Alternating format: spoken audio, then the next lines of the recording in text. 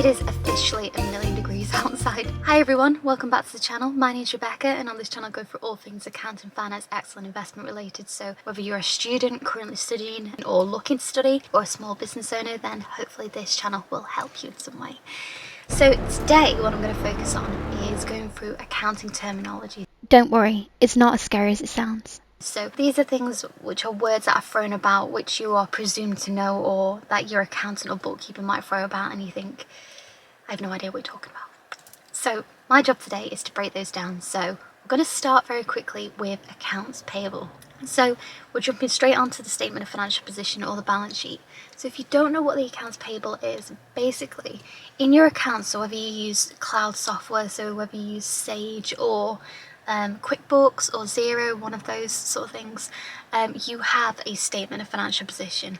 So on there you have these accounts payable, and what they are is just simply a list of all of the amounts due to suppliers. So they're internal and external suppliers. So anybody that you've worked with in your business that you owe money to. So they've given you an invoice, you've recorded that in your accounts, but you've not yet paid it. So that accounts payable listing can be either in a summary format, where you've just got a list of all the suppliers with the amounts outstanding due, or you can have that detailed, where you can then look at any invoices or credit notes that you've received as well per supplier. So the next thing I'm going to talk about is what we call accounts receivable. So that's almost the opposite of your accounts payable.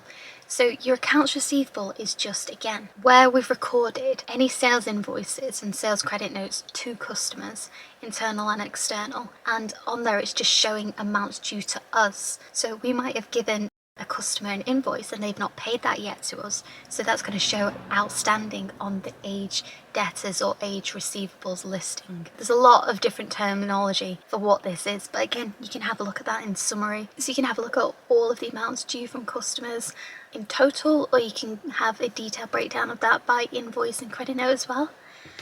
Let's have a little drink because my voice is all croaky.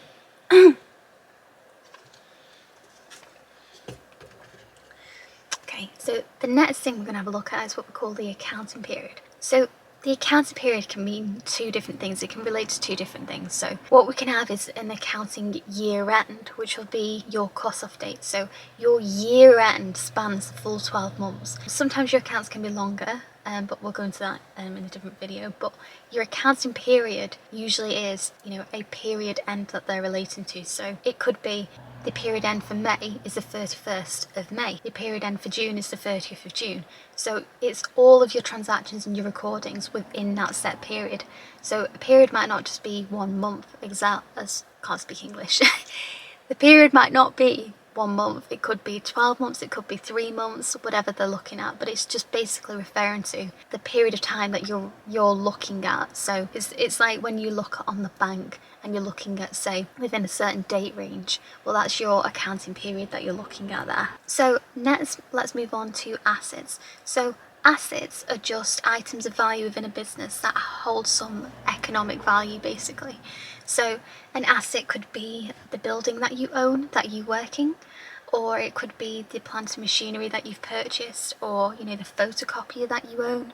All of those things hold some monetary value, and so they're assets, basically. And there's certain criteria for items within a business to be classified as an asset. So for instance, you must believe that they will generate future economic value, for instance, but there is a list with the accounting standards that you can go through to identify assets, in effect. But there are lots of different types of assets you can have. So those ones that I've mentioned just now are what we call tangible assets, so you can physically touch them with your hand. Now you might also have intangible assets, which are those that you can't touch. So for instance, a customer listing or goodwill is intangible because you can't touch it, but it's still an asset that you've got. Other types might be more like liquidable items, such as prepaid expenses or amounts owed from customers on your accounts receivable are also assets. They're current assets, or prepayments are also assets. Lots of different assets basically that you might have within a business. Now you might also come across something called a balance sheet or a statement of financial position,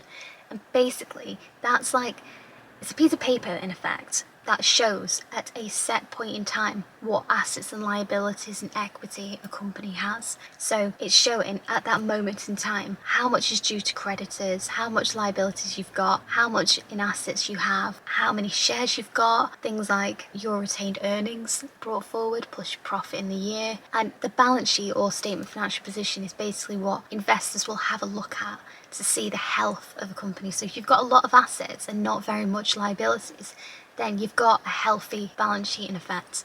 But if you've got a whole lot of liabilities, a lot of loans that are due over many, many years to come, and not very many assets, then that would be classified as potentially an unhealthy balance sheet.